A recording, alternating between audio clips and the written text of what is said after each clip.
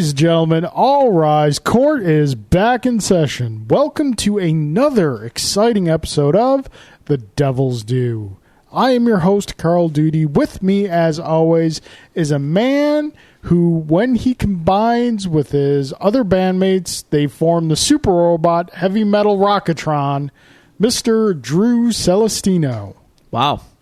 So, Rockatron. Yeah, sure. Rockatron. We'll go with that. Yeah. Okay. We're back. We're back. In a more professional seemingly setting. Because you bought some toys for us, sir. I did buy some toys for the show. What are the technical names for these? They're desk-mounted microphone stands, essentially. Okay. Microphone arms, if you will. They're glorified lampshades. Okay. Yeah. But they were only $20 on Prime. So, you know. How many did you get? Two. Yes. All right. I could easily get a third at some point. Maybe. You know, guests. I have stands for that. We've gotten by for this long without having these. True. You know what I realize is if I just, take these and spray paint them gold, I have arms for Crow T Robot. Should I ever choose to build a replica Crow T Robot? Be a fairly large replica. What do you think the actual robot was made of? Oh, okay. These exact things. We also found out that we can't really touch them or put our water down it. Yeah. They're a little, yeah. Unless we make a judgment. Yeah, right. Oh, look, we're like Law and Order. We got the gung. Hey, that's pretty... It's a whole new era. Oh, dear. All righty, folks. We are back here again. Drew, sir, opening statements. How was your week? Now, we did not have game night, so this is going to take me a moment to... I gotta kind of reset. I think, actually, Jen and I just kind of hung around. We didn't really do much. Did I go to the movies to see The Nun? No, that was last week. It wasn't good. Spoilers. The Nun was not a good movie. So you want none of that? None of that's right. That's right. Yet it was the highest grossing of the Conjuring movies. That's disgusting. Yeah. That's just that's terrible. Anyway, I don't. Did we watch something? I know we started watching the second season of Glow, and it's good. It's good. It's not as good as the first season, but it's good. How deep in are you? About 5 or 6 episodes, I think. Okay. So spoilers at the conclusion of the last episode that we watched. Liberty Bell legit broke Zoya's leg in the ring. Yep. Because she's all coked up and whatnot. Yep. So that was fun. So we'll probably actually tonight's Better Call Saul, so I don't know what we're going to get back to Glow. Probably tomorrow. But anyway. Glow's nice because the episodes are only like a half an hour. As I'm watching Glow, I'm kind of wishing Jessica Jones was a little shorter. Just putting that out there. Because sometimes it's like, I just don't have an hour for this right now. No, we hung around and hang out with the boy and whatnot. Saturday I had a wedding. So, weddings are weddings. Yeah. But it was cool. Had a good time. It was our first night out without since Grant's been born. So her mom watched him for a little while, and then my dad came over to watch him for a little while. So it was quite the nerve-wracking kind of experience. I'm like, I don't know if this is going to work. Those first couple times I was like, I don't know if we should leave yet. But after a while, I was just like, all right, who wants him next? Take him, please. Well, he's still pliable, and I don't want him to. I don't know. And something could happen. And you're all those things. Your fears and concerns are nothing that every parent has not had before. I'm sure. So anyway, everyone survived. But I will say on Sunday, he made us pay for it. Oh, really? He was a little. I can't use the words on this show because this is a family-friendly show. But I wanted to. I was ready to break on Sunday because he got overly tired and overly gassy, and he was awake for like 6 hours. That'll happen. He was miserable for all 6 hours. Yep. And it was, Yep. Yep. And then we had a nice little gathering over at J. Gelsomino's for his birthday. Yay. And after that, I kind of watched some highlights of King of Pro Wrestling and JPW. Lots of stuff is going on with the factions right now, and it's all kind of kind of wild. But we're on the fast track to January 4th, that being Wrestle Kingdom. So things are starting to get locked into place, and it's going to be a fun few months up till then. And I'm sweating bullets a little bit about what's going to happen after that. Can I ask a wrestling question? Sure. Along the lesser quality lines. WWE, sure. Yes, because I noticed when I was scrolling through Twitter, I guess a whole bunch of people came out of retirement last night. Well, Shawn Michaels did. Okay. Over the weekend, and he looks terrible. Enjoyed him. Shawn was one of those guys, and he said it since he retired. He said he did not want to be one of those guys who retires and then comes back. And for 8 years, he's held true to his word. And there's been offers for him to come back. Yeah. And he said, nope. But, Carl, this opens up a whole other door that I don't want to go down right now. But what you have to understand is WWE, full of money. Not just money, Saudi government money. Ooh. So that's why he's coming back, because the Saudis are giving WWE a whole bunch of money for shows in Saudi Arabia, and also to be a propaganda arm for the Saudi government, by the way. So this is a whole discussion I'm really not prepared to have right now, but needless to say, it's another feather in my cap of reasons why I am ready to completely abandon the company, even the show like NXT. I like NXT. It's on the network. That's where the good stuff is in that company. I'm ready to just dump it all because I find the business grotesque. I cannot abide by being a propaganda arm for a backwards government that murders journalists and women and yada yada. You know the usual. These sorts of things. Anyway, all right, well, moving on. And then I caught up on some Lucha Underground last night. So yeah, that's what's shaking, man. When is that coming to Netflix? I haven't seen anything past season 2. Season 3 should be out. I don't know if it's on Netflix yet, but season 3 should be out because we're in season 4 right now. Spoilers: season 4 not good. Not they all can't be winners.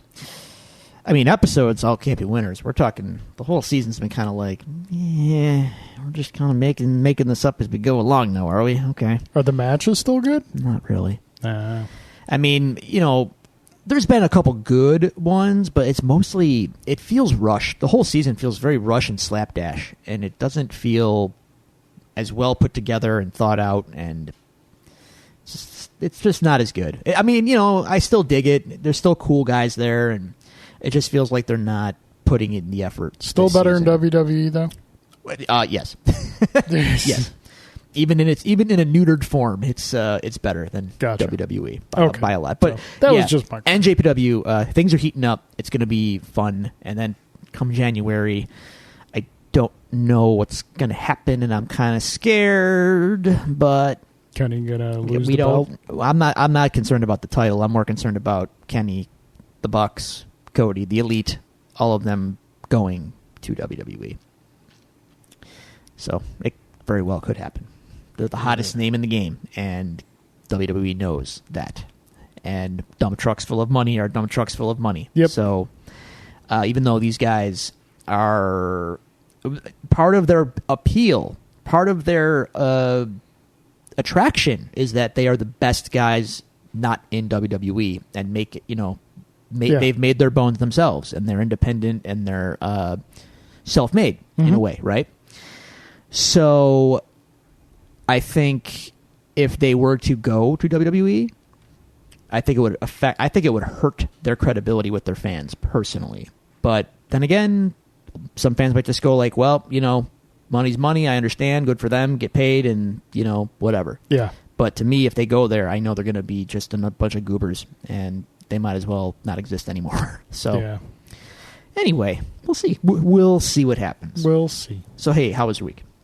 My week was okay. The main reason we didn't have game night was Thursday night, I came home from X-Wing, and William had a fever. And Ruh-roh. he had like a high. It was like 101. Ooh. So and It's a little high. Like we gave him some Tylenol and whatnot, and usually that knocks it right down, but it didn't do it this time. Like it knocked it down a little bit, but then it shot right back up. So was it Thursday night? I can't remember what night it was, but like we ended up. It was either Thursday or Wednesday night. We ended up taking him to it could have been because the pediatricians was only open till 7. So we ended up taking him to the pediatricians, and after a 2-hour wait, because A, we didn't have an appointment, and B, like there was another kid who came in right after us, and they rushed him right back. Oh. And then they came out and they're like, yeah, we've got a little bit of an emergency situation here, so we're sorry about the wait. I'm like, okay, that's fine. Take care of the kid. Yeah. Don't do that. So yeah, then we it was just like a temporary bug. Switched him up to Motrin, and Motrin did the trick. Good. You will find when Grant is able to that, should the need arise, baby Tylenol is a godsend, especially at first because they have no tolerance to it. Right. So it just knocks them right out. Feels like I don't. That's not something I want to use often. No, you don't want to. You want to be careful because it's a slippery slope. Sure. You can easily justify using it as, they're like, yeah, he looks kind of sick. Give him the Tylenol. Yeah. You don't want to do that because then you build up a tolerance to it and it's not as effective. Next thing you know, he's rubbing out his gums. You got any more of that Tylenol? Got some of that baby NyQuil? Yeah. Don't want that. Yeah, no. Although it will be, it's like big help when teething starts. That's gonna be like, yeah. So Friday, William stayed home because we didn't want to get Julie's mother or father sick. Her father has MS, so It's not like you don't want to mess around with anything like that. So she had William all day and was working at the same time. So when I came home, like, you know what? You've had him all day. You need either a break or some help or either way. So I'll stay home tonight. So that's why we didn't have game night. Fair enough. I mean, Alan could have stepped up and, played some games, but doesn't seem to be his style lately, does it? I'm shrugging. Shrugging. So yeah, there was that. Saturday was just kind of got to play some X-Wing with my friend Reese. Julie went to a slow roll. So William bounced back pretty quickly. He was fine. Sunday we had a just crazy ton of errands we were running around and doing, and then was it Sunday night? Yeah, that's pretty much it. One thing I will mention that ever since I mentioned last week that I got to see Transformers the movie in theaters, I've been on a little bit of a Transformers kick since then. I've been going back and rereading the old Dreamwave comics, and oh man, I wept the day that company went out of business because they were just nailing it. Is IDW not quite keeping up? You know what? I started with IDW, but I wasn't crazy about it. And now it's like I'm so far behind. Is like really no. What's the point? Yeah, jumping out point. And I'm not crazy about the designs of the characters. It's kind of like an ultimate example of, how can I make this character look like my version of the character, but still look like the classic G1 version. So I've been doing that, but then I also remember I'm like, I never finished Transformers Devastation, the PlayStation 4 game that came out about a year or so back. Oh, yeah, that. Wasn't it kind of a big disappointment from what I remember? It was made by the people who did Bayonetta. Okay. So it plays very much like Bayonetta. So just crazy action. Yeah. Gotcha. Yeah, crazy action.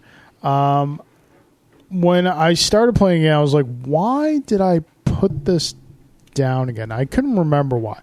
But one thing I remembered being disappointed in the game is like, yes, they have Peter Cullen as Optimus Prime. They have like as many of the original voice actors that they could, and that's really cool. And they have the transforming sound effect. I mean, that's Yeah, the you battle kind there. of. Well, the problem is the other half of the battle, like the music, the weapon sound effects, and everything, they do not have. Oh. And I'm like, that really detracts from this game experience. It's a little extra mile they didn't quite go. Yeah, and I'm surprised that they are these sound effects copyrighted or something, or like it's possible. What's going on here? It is possible. But it turns out I wasn't too far away from the end of the game, and I finished it. It was it was fun. It's really enjoyable. One of the sub boss fights was better than the final fight with Megatron. That happens sometimes in games. Isn't that a bummer? Yeah, one of the sub boss fights was you have to fight Devastator and Menasor at the same time. So 2 combiners at the same time. Like this two of them. Oh, okay. I will do what I can. Another thing I liked about the game is their choice of rosters of playable characters for the Autobots. You had Optimus Prime. You had 3 you would expect and 2 you wouldn't necessarily expect. The 3 you had that you would expect was Optimus Prime, Grimlock, and unfortunately Bumblebee.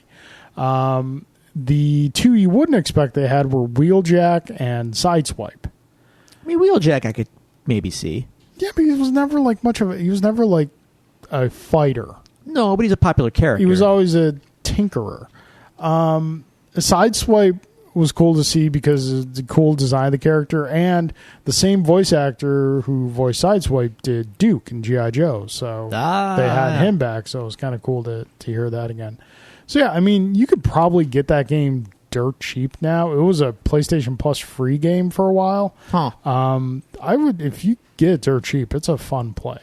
I'll check it out if it comes out on if it's cheap. You could just borrow mine if you want. Maybe. I haven't played anything, dude. Yeah. So I'm so bad. Yeah. Funny that you mentioned Transformers. I actually caught up on I finished out actually Toys That Made Us as well. Yeah. It took forever. I know it's old now, but yeah, I finally got to it. And it was enjoyable. Yeah. The Transformers were interesting. I thought they kind of glossed over the air quotes controversial designs of the movies, but whatever. Yeah, well, I mean, they said that, but that's about all they said. Like, I'd rather have like actual fan reaction. Like, that's garbage. Yeah. But whatever. They brought the brand to millions of new people and yada yada. Yeah, okay, good for that. Yeah, proud we are of all of that. Make your money. So that was my weeks. Your weeks. Dear listeners, if you would like to tell us about your weeks or send any communications to the show, you can do so at the following locations. You can go to Twitter and follow us at Devils Do Pod. You can go to facebook.com/devilsdopod, like our page. You can email us at thedevilsdopod@gmail.com, or you can find all these resources available to you on our website, thedevilsdopodcast.com. That being said, Drew, we do have some emails. Once again, from the Top Spin and Twin Twist of the Devil's Do. See what you did there. I'm going very... That's a very deep Transformers cut. There were these 2... I think they called them throttle bots. I'm not sure. But basically, they were Transformers that just flipped over. Their legs flipped over their body, and that was their transform. You pulled them, the old pull back and go forward. Yeah, I had a couple of those. But you pull back and go forward, and then they would flip up and transform. Yeah, I had 1 or 2 of those, I think. Yeah. A little white one. Yeah, white and blue. They were both white and blue. Yeah. Yep. Okay, yeah. All right, so Mr. J. Gelsomino, Mr. Alan Waiters. Starting with Mr. J. Gelsomino. Drew and Carl, if you could take one cinematic universe and turn it into a musical, what would it be? Oh, wow. I mean, since DC's just got nothing, I mean, you might as well... They might be making a big move. We'll talk about we'll talk about that. But, I mean, seeing as what they have is, not really working out. Hey, go all in on the Batman musical. Why not? Batman just breaks into song after his parents get shot. Do what Spider-Man couldn't. Sure, why not? Just go for it. Yeah, that's my answer. I like it. You know what? Cinematic Universe could come back and work again as a musical? Police Academy. Give me Police Academy the musical. I wasn't. Hang on. Before we go on, failed in Cop Rock. I wasn't aware that Police Academy was a cinematic universe. Could succeed there. in Police Academy. Can we get the Mahoney solo movie? Can we get the Hightower solo movie? Not anymore. Yeah, he's dead. I know. It's sad. Tackleberry too. Yep. Man. Yep. Who's left? Most everyone else. Okay. Well, there's that. Okay. So yeah, there we go. Drew, if you could be the lead as the main character in a musical of one comic book character, what would it be? He's got theme. No. This is his theme because of your recent admission of your love of musicals. Now this is the world we live in. Where I have to answer these questions. Nothing wrong with musicals. Character that I could be in a musical. Wow. Your stature, and I don't say this in a negative way, but your stature implies Wolverine. Sure. Because you're short, you're stocky. I'm mad all the time. You got that brawler build to you. Not Brooklyn brawler, though. No, legit brawler. Okay, sure. Yeah, sure. We'll go Wolverine. Because why not? Because you want to hear him sing. I mean, Hugh Jackman has a legitimate song and dance background here. Yeah, I mean, it could work. I don't know if they need me exactly, but we'll go with that. Carl, we touched upon this in a text, but I wanted to give you this form to expand on it. What would be your cast for Jaws the musical? I mean, we're going to have Hugh Jackman as Brody. You know what? I'm going to borrow heavily from The Greatest Showman. We're going to go Zac Efron as Hooper. Trying to think musical background. He did Chicago. I'm not sure if he would be a great fit for the role, but we could probably do a lot worse. Richard Gere is Quint. Oh. I'm struggling to think of an old codgy musical guy. I'm not seeing Richard Gere in that role at all. Well, stop thinking about Richard Gere in Pretty Woman. Think about him in some of his, other roles. It's your movie. Go for it. Yeah. I think a real opportunity for a singing shark. Jack Black. Sure. Yeah. I can back it.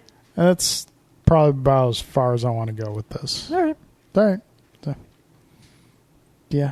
Cool. All right. On to Mr. Alan Waiters. Carl and Drew. What would be the most shocking ending to Avengers 4? Fury and Hill revealing themselves to be Skrulls. Mm-hmm. A scene showing the Silver Surfer summoning Galactus. Alan, you've got that reversed. It happens the other way around.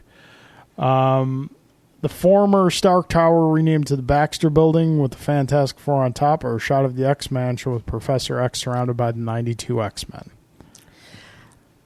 I would legitimately not be shocked by any of this. I don't know that they're ready to go all in yet. But the most shocking, I would think it would be the Fantastic Four reveal because Surfer and Galactus, yeah, it's a cool reveal, but that's just another baddie for the Avengers as we know them to fight. Yeah, fair enough. The Skrull thing, again, I'm not really excited about the potential for that movie to begin with. Plus, again, another villain for them to fight. The X-Men.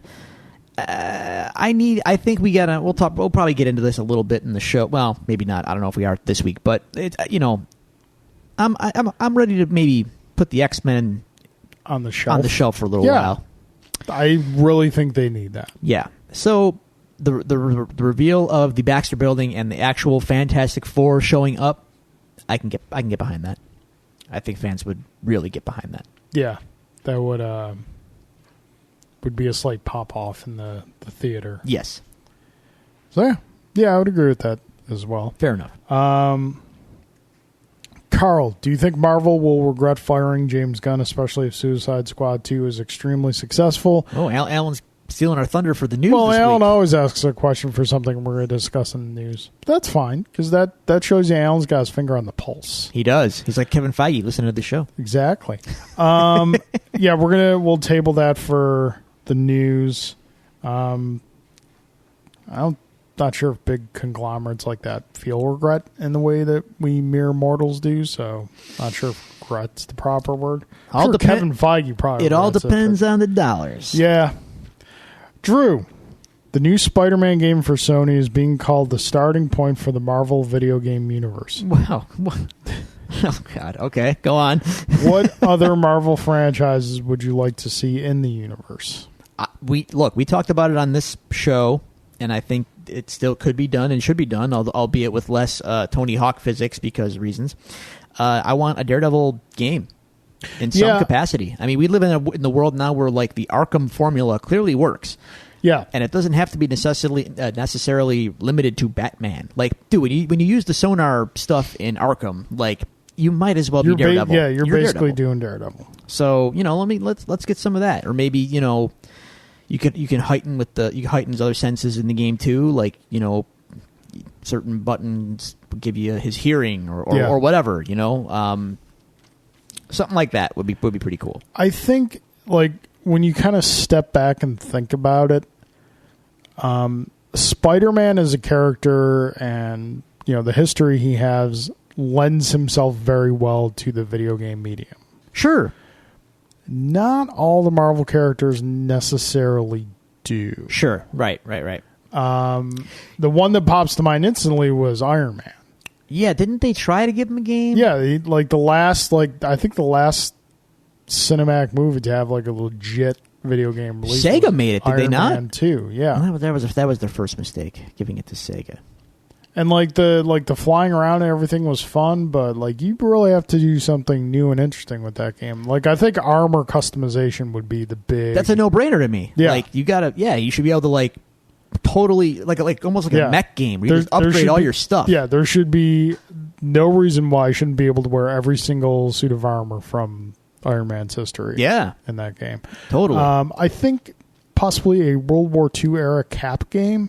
Dude, give me any era Cap game. Could have a lot of potential. Absolutely. Cap's been underserved. I want a game that'd be great. A Captain America game would be fantastic. Give me some shield throwing mechanic where you can bounce it all over the place and do damage. Yeah, that would be fun. I remember from playing Marvel Ultimate Alliance, the Cap shield throw is a special attack, and you level up your special attacks. Yeah. And I just got mine to a point where I get in a room with, tons of bad guys. I just throw the shield and sit back. So just keep going. It's like casting Knights of the Round. Yep, pretty much. With mirror. Well, yeah. Mimic. Go make a cup of coffee, come back, cup of I'll coffee. still be going. Go out and have breakfast. Come back.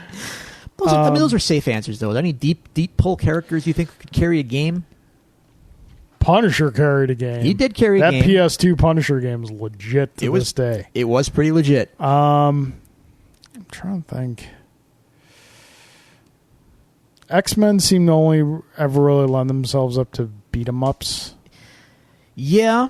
Like X-Men Legends, fantastic games. Those are great games. Yeah. I mean, they led to the Ultimate Alliance games, did they not? Yeah. That's the same formula. But essentially, they're very polished beat-em-ups. Yeah. So I'm not sure. Like, I don't know. Because, I mean, we've seen bad superhero games done. We've seen lots of them. There are much more. I grew up with all the bad superhero games. There are much more bad superhero games than there are good superhero games. So I think it's really tough to find the right type of game for the right character. That's a very tricky thing to. I mean, at the end, they're probably all going to end up being third-person action games. Yeah. And at that point, you're just kind of tweaking what the powers look like, no matter what character. Yeah. You know what I mean? Like, people have tried to make Hulk games. I guess, like, the last one that came out for PS2, the Destruction, that one whatever. People like that one. I heard it was a lot of fun, but essentially it's just like... You're just rampaging and You're just... Yeah. That's it. Like, and whenever these games try to introduce a Bruce Banner portion of No one play, wants to play as Bruce don't Banner. don't do that. No one wants to be Ace Frehley, not even Ace Frehley. No, it's Peter Criss. That's right. No one wants to be Peter Criss. Everybody not wants to be even Ace Peter Frehley. Criss. Yeah. So, who knows? Who knows? Maybe a Galactus game. Like kind of like a reverse A resource of manager. Civilization. Yeah, right. Instead of building, you destroy and you consume. Exactly. Ghost Rider game. With racing. Road Rash, except with Ghost Rider. See? Ghost Rider was in Marvel Ultimate Alliance. Just putting that out there for you. Yeah. Thought you might go there. All right. So that brings us to the end of the questions. Alan and Jay, as always, we appreciate your participation. On to the news. Here's your trophy. Participation trophy. On to the news. We're going to start at the little stuff before we get to the big stuff that we really want to talk about. All right. So starting out, it came out today that apparently, as Alan mentioned, James Gunn is in conversations with Warner Brothers to write and direct Suicide Squad 2. Well, a Suicide Squad follow-up. And also the report is he's going to retool the whole thing. So I wouldn't expect it to be like, hey, Deadshot and Harley are back. No, I don't think so. I saw this and I was like, wow, that's the first really smart thing Warner Brothers has done in a long, long time. Well, I mean, it was right there for them. This is Warner Brothers we're talking about. I know, but I mean, it's not like that wasn't a visionary call. That was the moment he got fired, they were probably like, that guy knows what he's doing. Yeah. We tried ripping off his movie when we made our movie. Yeah. At least the marketing. Oh, yeah. So, yeah, I'm would curious. I would go and see a James Gunn Suicide Squad movie. I want to see the roster, of course. But, yeah, I'd see it. I mean, he made me care about the Guardians, who were nobodies before he came on board. So, show me what you got. I'm trying to think of who the roster would want the roster to be. It's we could probably sit here and try and guess, but he probably has a deep list of obscure characters. Yeah, give me some really obscure. So shifting now from what Warner Brothers DC does not do well, their films, into what they do very well, their television shows. We got our first look today at Batwoman. Yeah. Who is going to be premiering in the CW DC shows crossover that happens about mid-season. Mm-hmm. All 4 shows cross over each other in one big story. And next season, not this current season that's starting, but next season, we'll get her own show. So we got a picture of her today, and Drew, she looks right off the page. Literally off the page. I mean, it's pretty much verbatim. It's the red hair, the mask, the costume, the red bat emblem. Yeah, and that is the Batwoman of the comics. Yeah, and so that gets me excited to see what they're going to do with that, because what these shows have been fantastic at doing is taking what they're allowed to play with and make it great. Yeah. Now, Alan, or maybe it was you, brought up, why is it that the shows seem to be able to do such great... Yeah, that was me. Screen. Yeah. How come they can do costuming? It baffles me that, the film costumes are... I feel like it's because bad. They think that most people won't take it seriously, and that these shows are not as important because less people theoretically see them, and they think little... honestly, they look down on it. Yeah. And the movies are high. Oh, we're sophisticated, and that could never work in our movie or whatever. Yeah, it's like, you know what, dude? You're making a movie with superheroes. Just do it. If you're going to do it, just do it. It worked in 1976 with Christopher Reeve. Yeah, no one complained. I mean, it worked in 1989 with Michael Keaton. Well, they changed him quite a bit to make it work. But your point is sound. Yeah. If you're going to do this, just do it. Yeah. And clearly people want to see it. And, yeah. I don't know. Yeah, I'm with you. So, kind of sticking in that realm, even the shows that are not, the DC shows that are not on CW, that, the 2 I'm thinking of are Gotham and and Krypton. Mm-hmm. Gotham the show itself is terrible. Oh, yeah. I don't care about it all. But again, the costuming and the visual presentation of the characters they've brought in is spot on. Is really done well. And which kind of leads us to our next story, Krypton. We're getting Lobo. We are getting the Spirit Halloween store box art of Lobo. I mean, it looks like Lobo. What more do you want? You know, I don't have a good answer for you, but when you see it, is it accurate? Yeah, but at the same time, it's like it looks kind of bad. Like it's accurate. But it still looks. I don't know. I can't explain it, dude. There's only so many ways you can do grungy hair, white, like legit color, white skin. I hear you. Jeans with like a ripped jean vest. You know, like what? You know what the irony of it is, really, to me. You know who would have made a great Lobo? Who's that? Jason Momoa. Yeah. He really would have. You know. Yeah. Oh man, I would go see that movie. See? Yeah. That would have made sense. They missed the mark on that. Well, we'll talk about what he's doing. Yeah. Shortly, right? I mean, we're going to talk about that? The new trailer? Yeah. Did you watch all that? I did. The 5-minute long. Yeah, we'll skip on to that. We'll come full circle on DC. All right, sure. Come back around the new Aquaman trailer that was released at New York Comic Con. What'd you think of that? Actually, before we're going to talk. We'll get that Comic Con. I felt a little light on substance this year, which I'm New fine York. with. Yeah, I guess I would have liked a little more something. What's something? All right, no, I don't mean, down the line. I don't mean movies, even the comic announcements and stuff. Like yeah, okay. Like I'm trying to think. If San Diego is all about the movies, then like maybe make New York all about the comics.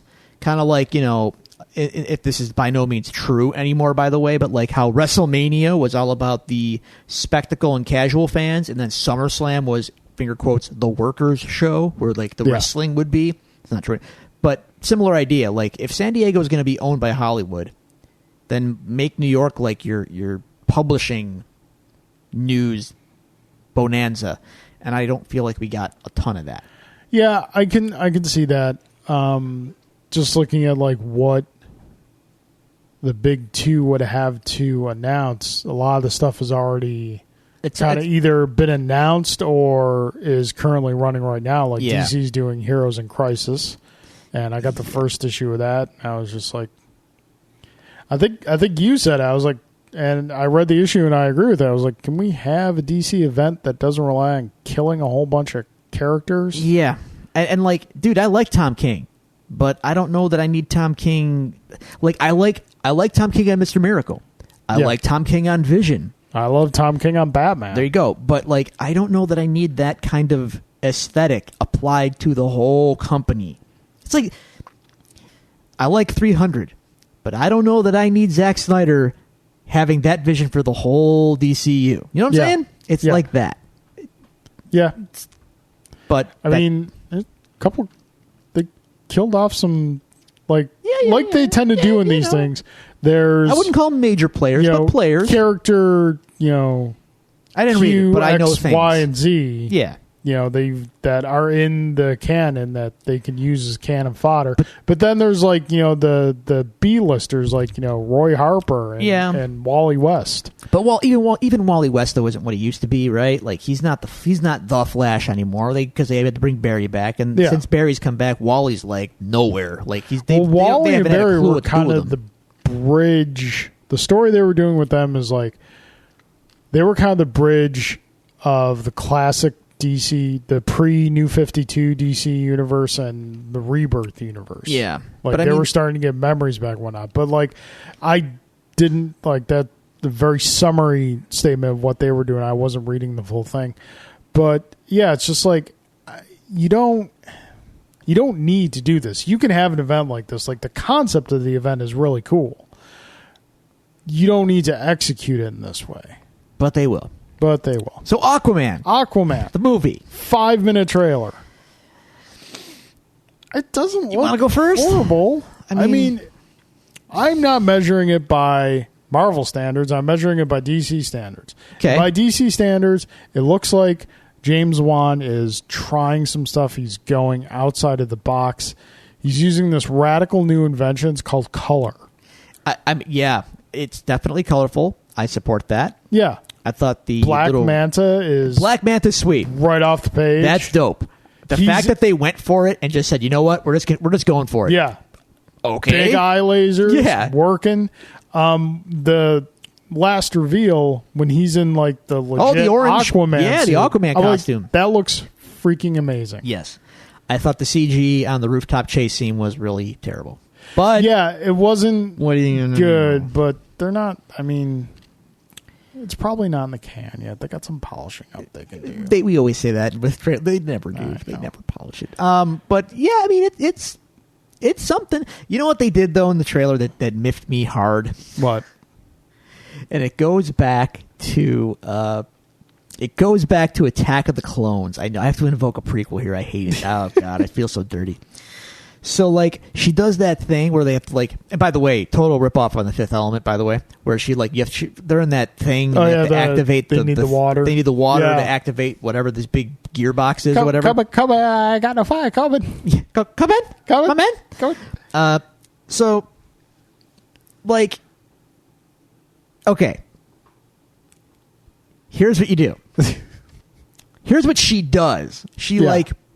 sucks the water off his forehead with her hand, with her powers or whatever, and then, like, uses the CGI water power to put the water on the thing to get the thing to do the thing. Yeah.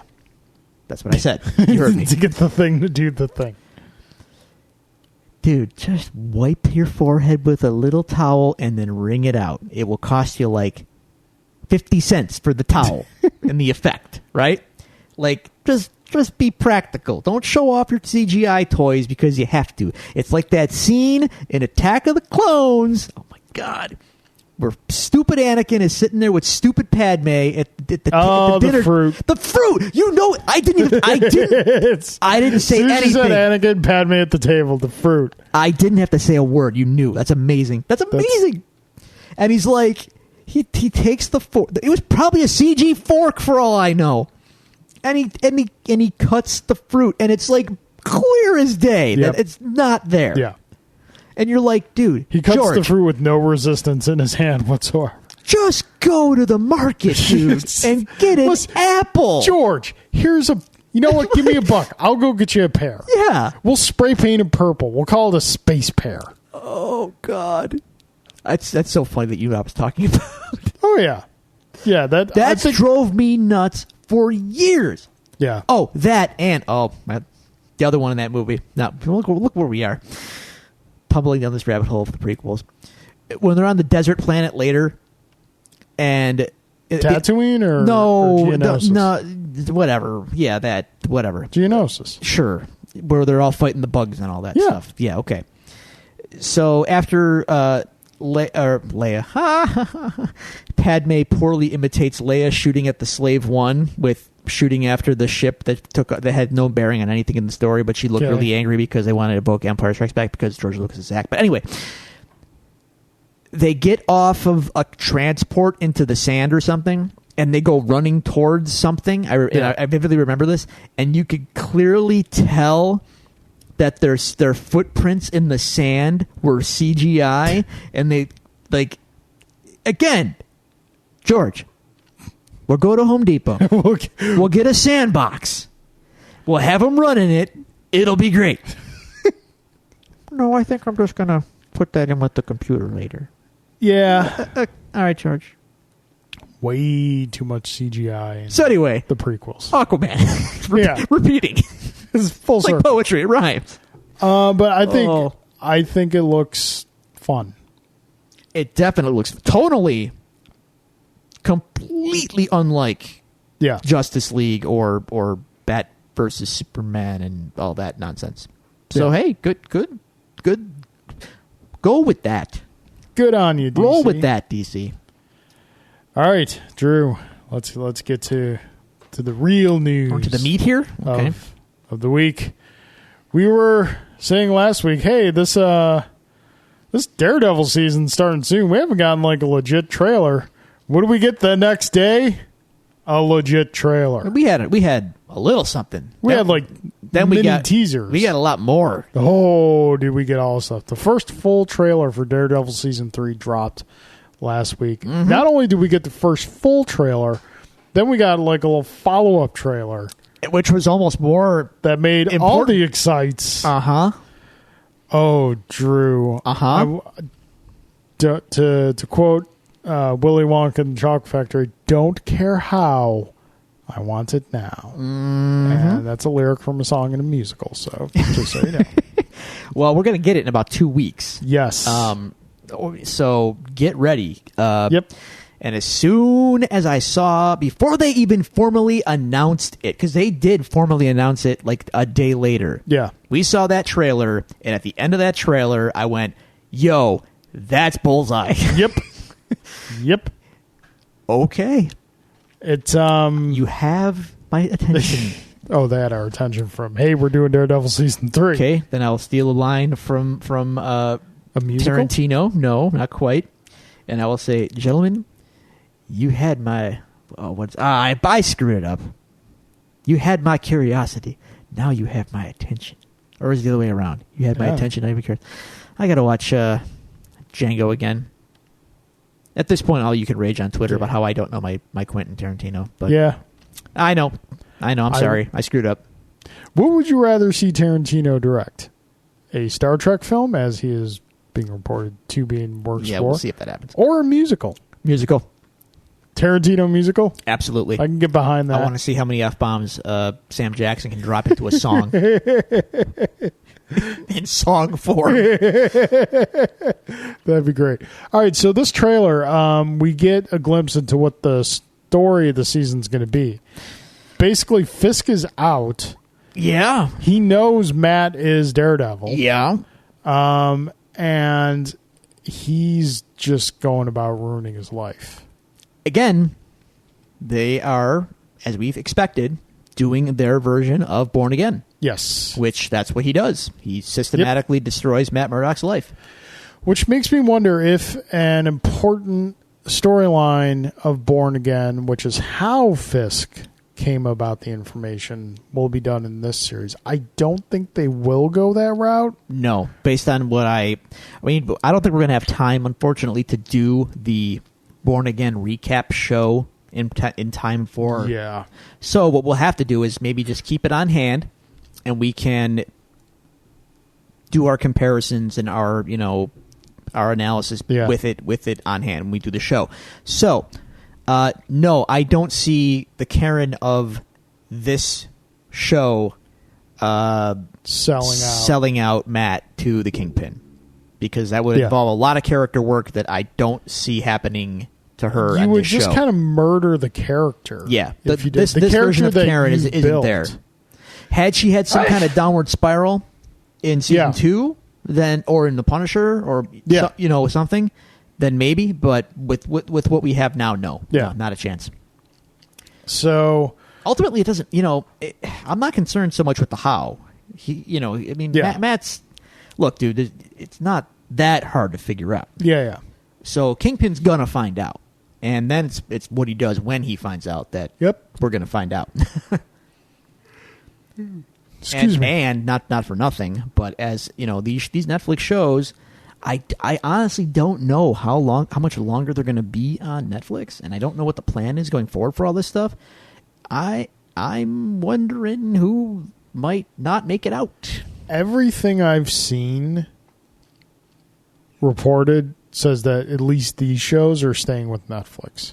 Whether or not they do more seasons hasn't been right announced as of yet.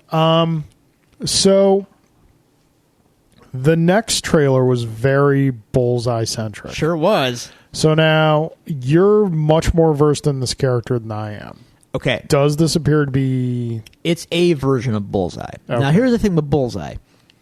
Unless they've completely divulged all the information in the last couple of years about him, and I don't know that they have, because I feel like I would know. Then again, Marvel does funny things sometimes. Bullseye's kind of like the Joker in that he doesn't really have an origin that they concern themselves with too often. He doesn't really have a real name. He just has different versions of stories that he tells about himself. Okay. So this is a little more concrete in that they are making him some kind of disgruntled FBI agent. All right, I'll roll with it. But his name is funny. His last name is Poindexter. Like, Yeah. it feels alias-y, like not Jessica Jones, but like it feels like, okay, this is his origin, but even that feels like he's not who he claims to be. He feels like he's somebody else. So they could, in theory, it's as ambiguous as it is in the comics, where he could be anybody. But what he is deadly, and you know that he hates Daredevil. Yeah, and is Daredevil for That's they're framing Daredevil. Yeah, that is straight from the comics, isn't it? Sure. Yeah. So I can't remember if it was Born Again or I think it was in Born Again. If not Born Again, it was in one of the Miller run where Bullseye was out there impersonating Daredevil. There's a cool, in a way, there's a cool flip on the motif, if you will, in that trailer, because Bullseye's wearing the Daredevil outfit and Matt is wearing his black ninja-esque outfit, when traditionally Bullseye would wear the black outfit. So, But we did get a brief shot of, I don't know if it's a beanie or he had whatever. a hat. He had something with the Bullseye had emblem a Bullseye on it. Okay. Just give me a mask of some kind with the Bullseye on it, and I am sitting pretty. But just look at what they were showing you in the trailer, though, man. Like, he's throwing batons around and like he's bouncing it off stuff, and they're not quite making him. They're probably not going to make it such that like he can't impale you with like a toothpick. Yeah, it's going to be a little more real within the realm of believability. But his accuracy, it looks like this guy is a sharpshooter, a sniper, and he is deadly with any weapon. And his aim is true. And I'm excited. I'm very excited. I've wanted Bullseye from like day one. Yep. So now that we're getting it, it's like, okay, cool. Let's do this. Let us do this. When do we get Stilt Man? You saw them. They're in Melvin's workshop, man. Oh, if Bullseye has Matt's costume, did he steal it from Matt's house, or is Melvin okay? Melvin's okay. Yeah. See. Yeah. So I think that's pretty much it for the news. I'm excited. Is it? Yeah, I guess it would be. Did nothing from Comic-Con really happen? The biggest stuff coming out of DC is the Grant Morrison Green Lantern. Yes. Heroes in Crisis. Both those things are either going on right now or about to happen. I guess Marvel, the Bat. So okay, remember DC Black Label? Yeah. Well, the point of Black Label was to tell like mature stories that don't take place in the DC continuity, yada yada. Well, they're getting cold feet because in the first issue of that Batman Damned or whatever it's called, they showed Batman's junk, and now they're like scrambling and rethinking the whole premise of the line. It's like, did you not think about that? Maybe we free solicited the whole the line and the book and the art, and you prove. Think, McFly. Think. I don't know. Seemed funny to me. That's all. Did you see that Hellboy poster? Yeah, that thing looked legit. Everyone's freaking out like, oh my God, David Harbour's jacked. It's like, you realize he's wearing a bodysuit, right? I'm sure he's in good shape. Hey, I'm not saying, he's a slob or anything, but dude, I could look like Hellboy if he gave me that bodysuit. Yeah, I don't know. Comic-Con happened. I felt like I said earlier, I wish there were more comic-related news and bombshells. I guess there's some controversy with John Byrne, as always. Like, C.B. Cebulski publisher of Marvel. He kind of said, like, well, I had a good conversation with John Byrne, and, the door's open. Then John Byrne came on and said, like, that's not what happened, and if you would have shook my hand, I'd be there right now. And it's like, dude, you're such a miserable jerk, and everyone hates you, and this is why, because you're just a jerk. Marvel also kind of won't commit to putting Chris Claremont back on an X-Men book. I mean, I don't blame them. Yeah, His time has kind of come and gone. Yeah, Chris Claremont is on the X-Men Mount Rushmore. Yes. There's no denying that. No. But there is a time when you've told your story and it's time to move on to other things. Yes. So, yeah, not a lot of... I wish there were more cool, big announcements. Hey, here you go. Edgelord Todd McFarlane was at Comic-Con talking to anybody who would listen about his super violent, bloody, gory, R-rated Spawn movie that he's making. Okay. Just putting that out there. Okay. Apparently he wants to make it a trilogy.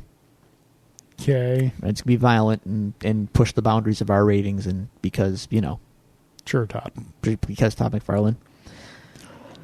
Yeah, so, yeah, there you go. I don't know. That's what I got. I know it's not much, but that's what I got. Cyclops might be coming back. The real one. Oh, yeah. Oh, dude. Allegedly. Maybe. Very show relevant. Daredevil's dying. Yeah. Spoilers in the comics. Look. How long is that going to last? How long is that going to last? Question. Yeah. Question. Yeah. What is more irrelevant? Death in comic books or retirement in the WWE? Ooh, you're thinking hard on this one. I mean, they're really the same thing. It's not a matter of if; it's a matter of when. There's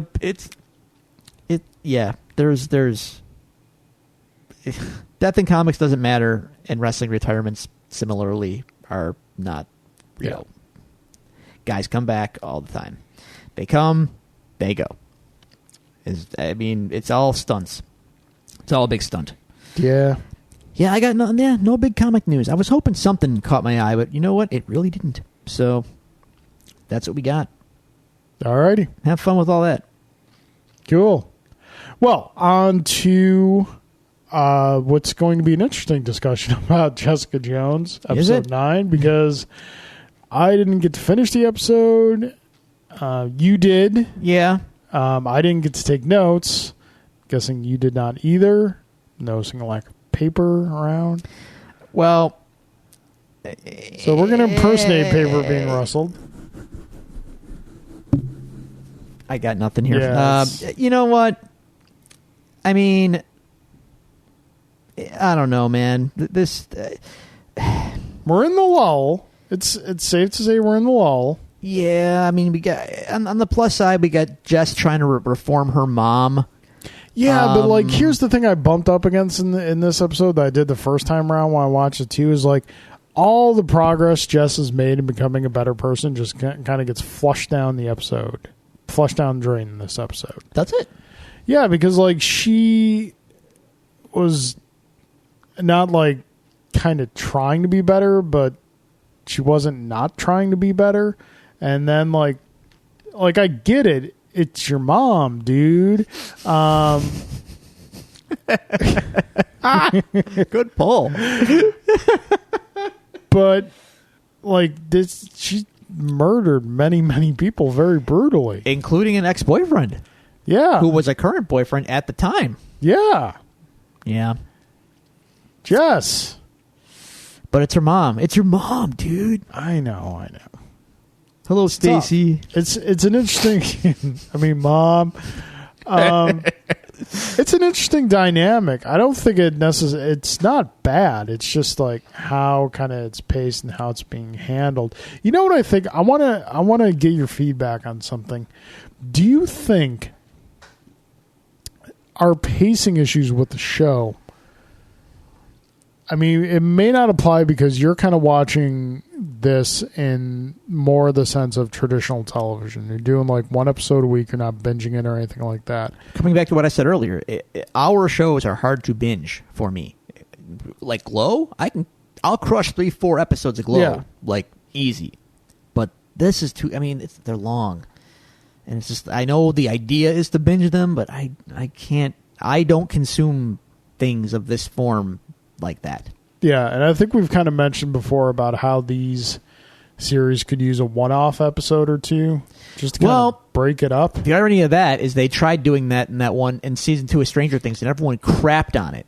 Which one was the one-off episode? Where Eleven leaves town and goes and meets her sister in the city and finds out that her sister's got powers too. Remember that episode? Oh, yeah. Yeah. Yeah, that wasn't bad. Fans hated it. Well, they went nuts. People crap on that episode like you wouldn't believe. Batman in the basement levels of crapping on. I'm serious. That was a bad episode. And to me, it's like, dude, they're trying to expand the mythology a little bit and break. You know what I mean? My only problem with that episode was like, okay, so wait, she gets on a bus and then comes back and like no time has passed. And yeah. But that's nitpicking. I know what they were going for. Yeah, I was fine with it. Right. Didn't really so bother me. That's why Netflix probably is going to get cold feet about doing like, hey, this is just an episode. Yeah. Danny and Luke go on an adventure. And then like, I'd watch that show. Yeah. Do that. Yeah. So yeah, I left off on the episode when they were going to go after Oscar's son. And I remember from the first time around that, they find the kid and bring a relatively peaceful resolution to the situation. A surprisingly peaceful resolution considering they pick up a bus. Yeah, I mean... but whatever.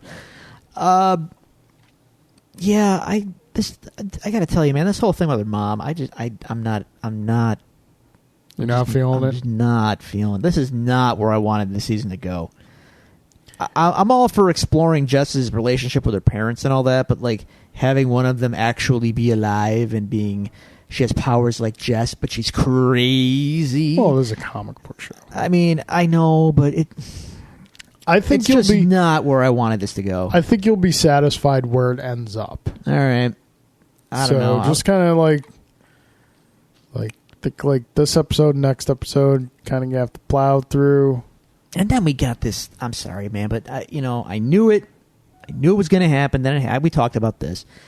This whole thing with Hogarth and the girl. I don't care. Yeah, it'll trust me. And maybe I'd care more if I didn't see it coming a mile away. Just the whole angle. I knew as soon as she showed up at the house, like, oh, they're gonna scrape together. Sure enough, they do. And that it's like, so what? Like, why is this on the show? I mean, it's peripherally related to the main plot, kind of, but we've kind of forgotten about AGH in a way. Like, we're over here with Mom. We've got Mom time happening, and we've got like me and the orphan are shacking up over here, and it's all muddy. Like, there's the driving focus of it all is missing here. The only thing I like on this season is Trish. Like, her arc is laser focused. Yeah. And I'm watching her parts like, okay, I like this. I see what they're doing with her. Yeah. She has clear trajectory, clear motivations, clear problems, and like, she's making decisions and doing stuff, and it's like, I'm interested. Her character's evolving and changing, and I'm feeling it. I think all the characters have clear trajectories and motivations. It's just like, how interesting does their story get now? Jess's motivations and trajectory gets jarringly altered by the discovery that her mother is alive. Yeah. Hogarth's trajectory and motivations are the same. Get healed. Yeah, get yourself better. Right, which she does in this episode, probably. Right? Yeah. I didn't finish the episode. So okay. Well, she gets the healer guy out of jail, and then he comes over and something happens. And so, but I think like ultimately, you're not wrong in what you're saying, but when you get to the resolution, a lot of this stuff, you'll see how kind of some of these things were necessary. All right. Even though they probably could have been done a lot more condensed. Well, I mean, we've talked about this before. Like 13 episodes, do we need 13 episodes? I mean, Iron Fist 2 is 10. I'm 3 episodes in. So far, the pace feels good and everything. And I don't feel like Defenders for what flaws it had, never had that lull. It was only 8 episodes. Yeah, it was only 8 episodes, so 10 might be the sweep spot. I think we've been kind of saying that for a while. That 10's kind of because most of the seasons have that 2 or 3 episodes where just. I won't even mind 13 if you don't have this. I think single episodes with other multi-episode arcs is going to be the way to go. It's the only way you're going to avoid this kind of reaction where if you're treating it like a 13-hour movie, man, your movie better be tight. It better be necessary, I guess is the word, where you needed 13 hours to tell your story, and your story holds my interest for 13 hours. Otherwise, I mean, that's unlikely. Even in the best of circumstances, that's very unlikely for any show to really do. It's hard because, especially when you think, just really quickly jump in, each episode has a different director. So there's a different kind of vision behind that particular episode. Even though there's a grand vision guiding the season. Right. The individual episodes have like subtle influences. Well, if that being the case, then why don't you do more single episode stuff? I mean, I'm not disagreeing with you. You're not wrong. Like if Jess is a detective, then give me an episode where it's just case of the week. In this case, they don't do week to week, but you get my point. Yeah. Like I'm watching Better Call Saul, man, and it's the best show on television. And it's not even close. And every episode moves the narrative along, but it's also just a tight episode. And I'm never bored, ever on this show. And maybe it is because I'm watching it once a week, but I don't think so. I think it's because they also have time in the filming schedule to adapt week to week if they need to, and course correct if they need to. Whereas Netflix, this, it's 13 all at once. There you go. Yeah. Good luck. Yeah. I don't know. I have a lot of mixed feelings about the Netflix model of television. Yeah. I don't know. I get maybe more episode. Is it episodic? I don't know. Yeah. One and dones might be a way to combat that fatigue, or the mid-season lull. No, I get you. Yeah, I'd agree with you. And since we're talking about there's superhero shows to a degree, it gives you a chance to maybe get more characters in there for FaceTime. Sure. Instead of having one big bad for Luke Cage or whatever, or Iron Fist, you have 3 or 4, but they don't have to be in every episode. This guy's in the first couple, this guy's in the next couple, this guy's he's your big 4-banger, and then there's some big bad in the finale or something like that. Yeah, it's an idea. I'm just throwing it out there. I'm spitballing. Hey, I like what you're putting down, sir.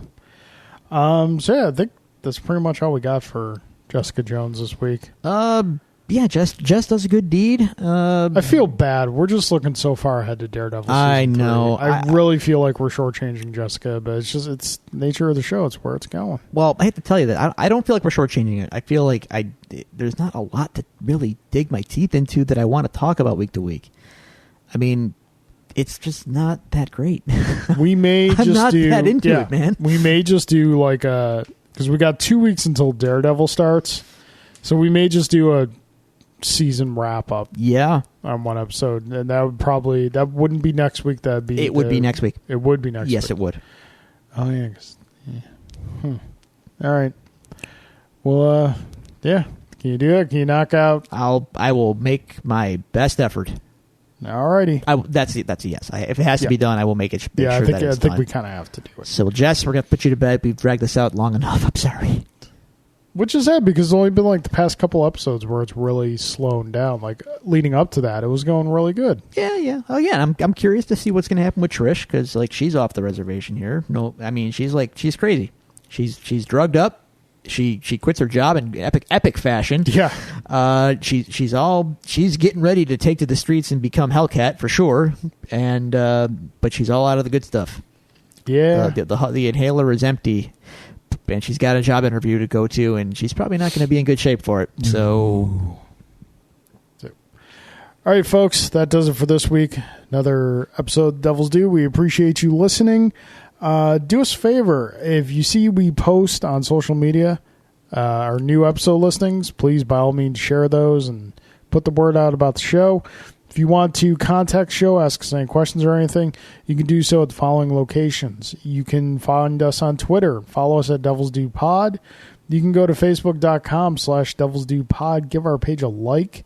You can email us at thedevilsdupod@gmail.com, or you can find all these resources available to you on our website, thedevilsdupodcast.com. Drew, that being said, any closing statements?